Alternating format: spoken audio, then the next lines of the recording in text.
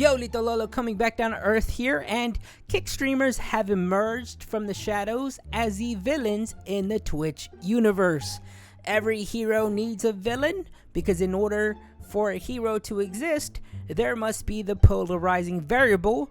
In other words, in order to be good, evil must exist. And by golly, have these Kick streamers really been doing a good job at this evil gig. So much so that I think that they deserve a raise. I want to a baby right now. I don't give a fuck. Because it seems to me that Kick streamers only know two things, and that's controversy and sexual assault. That seems to be the policy over there on the old Kick platform. A place that had so much promise last summer has managed to transform itself into a Diddy party that consists of OF models and Jack Doherty. No!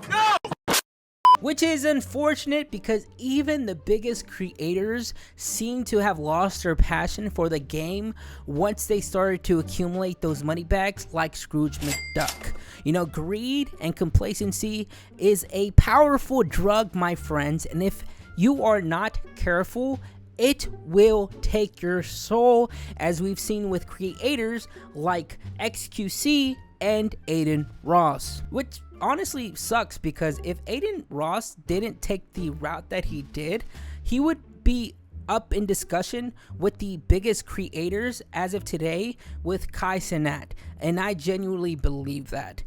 In terms of like numbers, popularity, he would have probably even surpassed Kai Cenat. I don't think Kai Cenat would have had the opportunity to be the person that he is if Aiden Ross didn't, you know, take a step down from content creation entirely.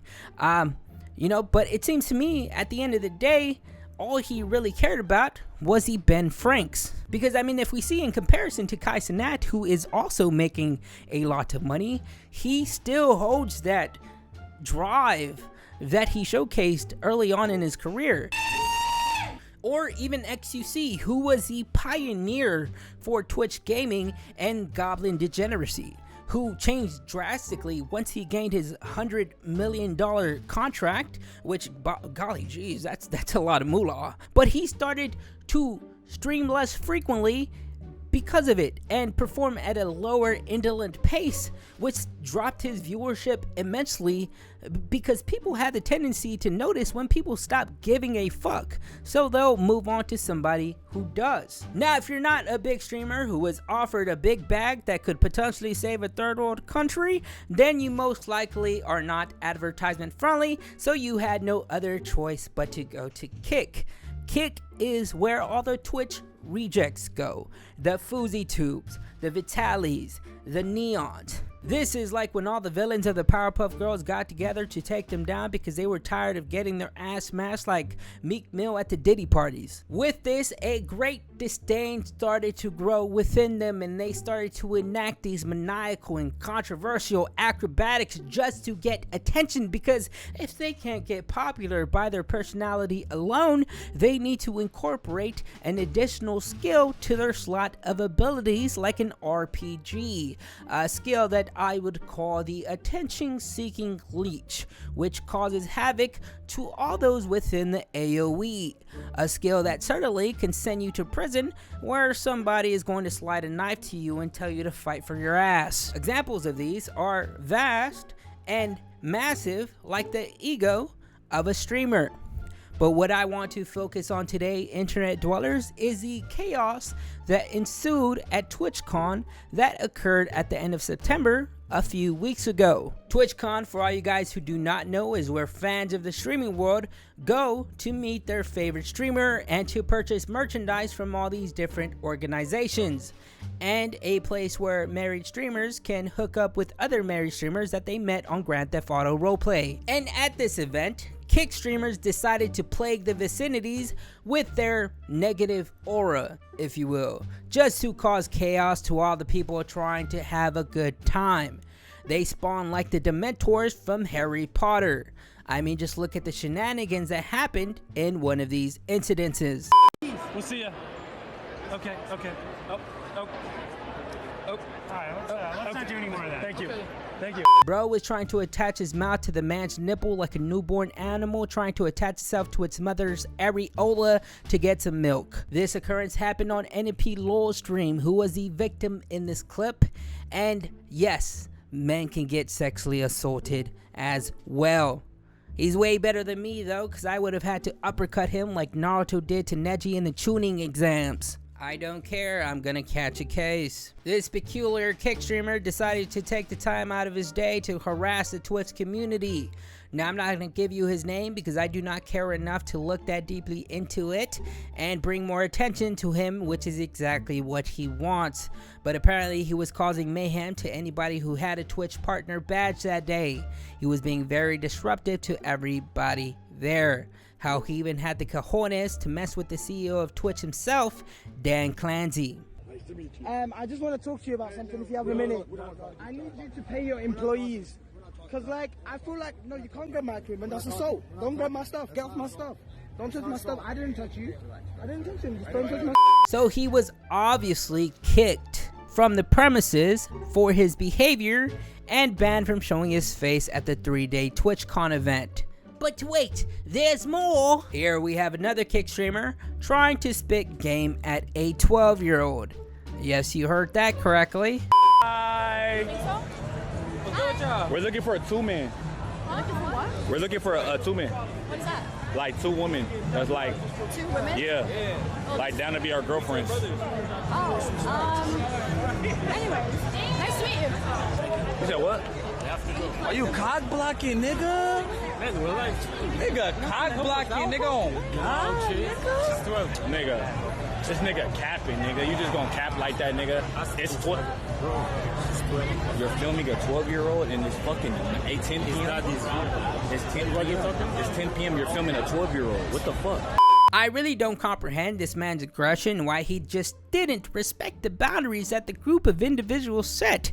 They obviously didn't want to talk, so why continue the conversation and just move on to the next selection of women that were nearby? It's really not that difficult. I really respect the way how the cameraman handled this situation, W cameraman. Now granted, I'm sure he didn't know that she was 12 at the moment, which is fair. But there's always this hostility that is deeply rooted in Kick streamers, like they're just ready to crash out at any moment. Now, if you do not know who this little girl is, she is a daughter of a bodybuilding streamer named Canute, who actually appeared on camera only moments after the dude left, which is unfortunate because I wish he was there when his daughter was getting harassed, so the Kick streamer would have been taught a lesson and got chokeslammed on the concrete. Safely, obviously. Now, it does not end there, ladies and gents. Everybody make sure you don't have your jorts in a bunch because we have reached the climax of the video. The final hoorah, as some might say. Don't be sad that it's over, but be happy that it's happened. Because in this next scuffle, we can see a Twitch streamer and a Kick streamer get into a physical altercation. Dude, keep coming at me. You're gonna lose. Don't do it. I'm a loser? Okay. Well, your life will never do anything, bro. Okay. Your life is... But I know where my life is gonna end up. You're living in Austin in another nigga's house because I can't be with my girlfriend. But before I get into that, let me provide you with some lore so you could understand the situation a little bit better. This right here is Erob221, a very popular streamer who is more known for him being the ass of every joke. Without even trying, he is the unintentional embodiment of a meme of the Twitch universe. Everybody loves to shit on him, and he has a perfect palate, I would say, to endure this level of toxicity. But regardless of that, he is still an important staple in the world of streaming, and a lot of people actually respect him in many different communities. Now, Erob was dating a woman named Britt, who he, I believe, found on an e-girl's website. I'm going based off my Twitch knowledge right now, but either way, that detail is minute. The importance of this is that Erob got Britt knocked up in one of their earlier encounters, and I'm talking about literally their first meetup, he got her pregnant type shit. and then 9 months later, their daughter was born. So they stayed together for like 4 to 5 years purely for the child, because in my opinion, you could always tell that there wasn't that deep connection that usually bonds two lovers together. An imminent departure was going to happen at some point between the two, which did recently, as showcased by his stream. I really like talking about my personal life too much on stream, but yeah, it happened. Going through that, it's been tough. That's why I haven't been live. It's been hard as fuck. Now, why did they break up? Well, this Kick streamer certainly has an idea on what happened. Erob? No, I fucking hate Erob. You wanna know, no, not even joking. You wanna know something crazy? My roommate caused the divorce between him and his wife. Who's your roommate?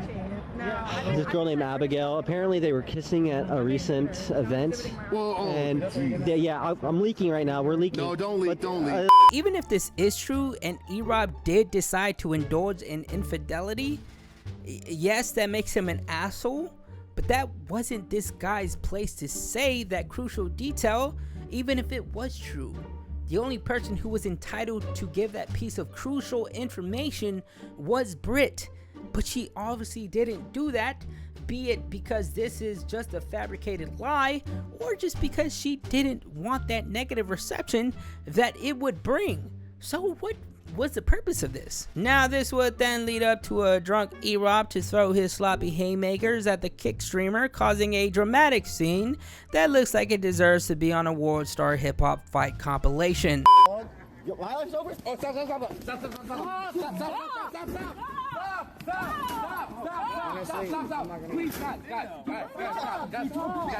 stop. Please, please. They were fighting like how I do in my dreams. This was just straight embarrassing for everybody involved. Erob really knows how to solidify himself as the role of being the meme of the Twitch kingdom. Cause like, what was that?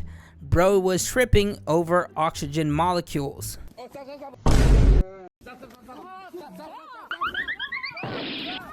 Erob then departs and is unfortunately probably going to catch an assault case as indicated by the streamer's tweets, which is lame as fuck to do, because you should just run the ones like a man. You were talking shit, he wanted a round, and y'all guys shake hands and then go about your business. Yo, You had good vibes earlier, but you're being a little too wild. yeah, I understand he has clout and stuff. It's all good. No. I mean, just listen to what he said about him. He clearly knows that there is a separation of inequality among streamers, but he also holds some resentment for that statement. He's envious of Erob. He's envious that he's successful in the occupation, quote unquote, that probably he worked his ass off for and hasn't seen a payout yet. So he harbors this fucking anger towards a man who is in a place that he wishes he was in. Which brings me to the reason I believe these Kick streamers are doing this in the first place. The reason these Kick streamers do what they do and why they harbor so much anger for successful Twitch streamers is because they themselves failed at gaining recognition and climbing the ranks of the streaming hierarchy. More specifically, Twitch.